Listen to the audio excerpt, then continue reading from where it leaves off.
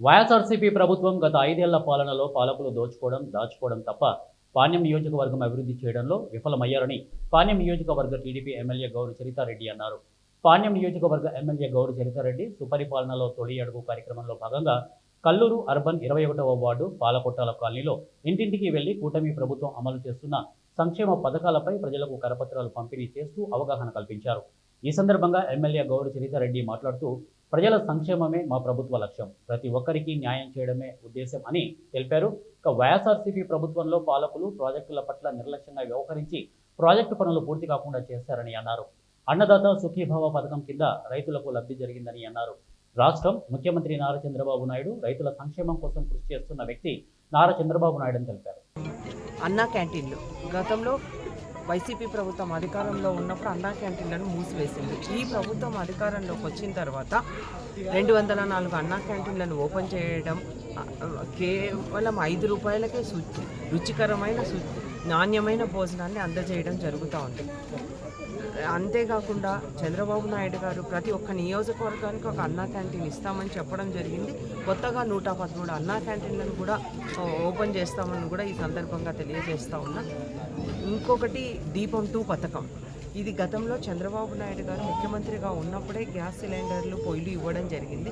ఇప్పుడు ఈ ప్రభుత్వం అధికారంలోకి వచ్చిన తర్వాత ప్రతి ఒక్క కుటుంబానికి సంవత్సరానికి 3 గ్యాస్ సిలిండర్లు కూటమి ప్రభుత్వం అధికారంలోకి వస్తే ఇస్తామని ఆ రోజు మాట ఇవ్వడం జరిగింది.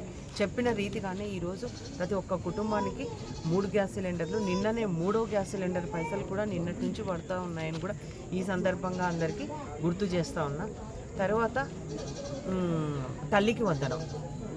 కూటమి ప్రభుత్వం అధికారంలోకి వస్తే ఒక కుటుంబంలో ఎంతమంది విద్యార్థులు ఉంటే అంతమందికి తల్లికి వందనం కింద 15,000 రూపాయలు వేయడం జరుగుతుందని ఆ రోజు చెప్పడం జరిగింది. చెప్పిన రీతిగానే ఈరోజు ప్రతి ఒక్క కుటుంబానికి తల్లికి వందనం కార్యక్రమం అందుతూ ఉంది.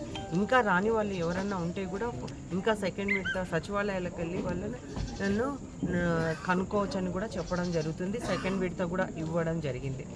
అంతేకాకుండా ఈరోజు ఇంకొకటి, రైతులు ఎప్పుడా అని ఎదురు చూస్తున్న అన్నదాత సుఖీభావ కార్యక్రమాన్ని కూడా కూటమి ప్రభుత్వం ఈరోజు శ్రీకారం చుట్టడం జరిగింది.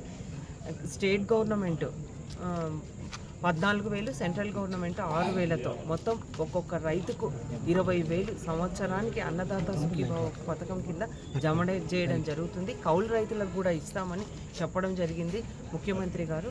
ముఖ్యంగా ఈ పథకం ద్వారా ఈరోజే మన ప్రధానమంత్రి నరేంద్ర మోదీ గారు వారణాసిలో ఈ పిఎం కిసాన్ కింద ప్రతి ఒక్క రైతుకు మొదటి విడతగా 2,000 అకౌంట్లో వేయడం జరిగింది.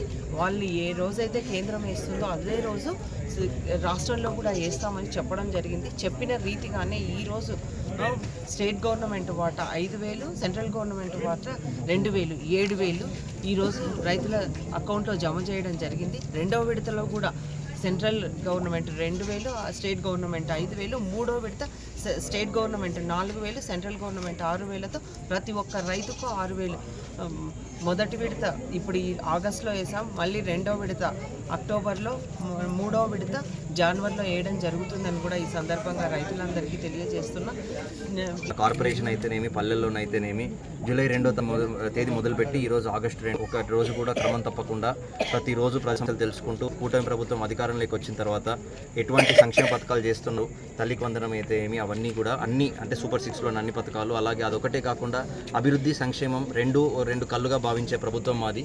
అందుకోసమే మేము మౌలిక సదుపాయాలు కానీ, అలాగే మాకు 16 వార్డులకు సంబంధించి ఎక్కడెక్కడైతే డ్రైన్ల సమస్య ఉన్నా, స్ట్రీట్ లైట్ల సమస్య ఉన్నా, రోడ్ల సమస్య ఉన్నా అవన్నీ కూడా మ్యాక్సిమం ఈ 1 ఇయర్లోనే చంద్రబాబు నాయుడు గారి మద్దతుతో 50 కోట్లు వారు డైరెక్ట్గా పాణ్యం నియోజకవర్గానికి అర్బన్కి అలొకేట్ చేయడం జరిగింది.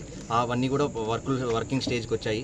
అలాగే మేము ప్రజలందరికీ కూడా వెళ్ళి చెప్తూ ఉన్నాము, ఇలాంటి ప్రభుత్వం మీరే బేరీ వేసుకోండి, ఇంతకుముందు ఎట్లాంటి వాళ్ళు ఉన్నారు, ఎట్లాంటి వాళ్ళు పాలించినారు, ఎక్కడ వాళ్ళ సొంత లాభం కోసం, స్వలాభం కోసం ప్రజాధనాన్ని వెచ్చించి ఏంటి అరాచకాలకు పడిపడిన వాళ్ళు ఎట్లాంటి, మేము మీతోనే ఉండాలనుకున్నాం, మేము ప్రజా నాయకులం కాదు ప్రజా సేవకులం అని మా నాయకుడు మాకు గుర్తు చేస్తూ ఉన్నాడు. అందువల్ల మేము ఈ మాకు మంచి విపరీతమైన స్పందన ఉంది. వాళ్ళ కొత్తగా ఉన్న సమస్యలు కూడా మేము తిరగడం వల్ల తెలుస్తూ ఉంది. దానికి అప్పటికప్పుడు త్వరితగతిన వెంటనే పూర్తి ఏదైనా చిన్నదానికి పెద్దదానికి మా దృష్టి అంతా కేంద్రీకరించి దానిపైన వాటిని క్లియర్ చేస్తూ ఉన్నాము. అలాగే ఈరోజు 21వ వార్డుకు రావడం జరిగింది. ఇక్కడ ఈ పాలకొట్టాల ఏరియాల్లో కొన్ని ఎక్కడెక్కడ సమస్యలు ఉన్నాయి అవన్నీ వాళ్ళు మాకు చెప్పడం జరిగింది. అట్లాగే అందరూ చాలా సంతృప్తిగా ఉన్నారు ప్రభుత్వంని. ఇంకా ఇది మా తొలి అడుగు మాత్రమే. మేము అందుకే చెప్పాము ఇంకా 4 ఏళ్ల సమయం ఉంది. 4 ఏళ్లలో కూడా మా నాయకులు మాకు గుర్తు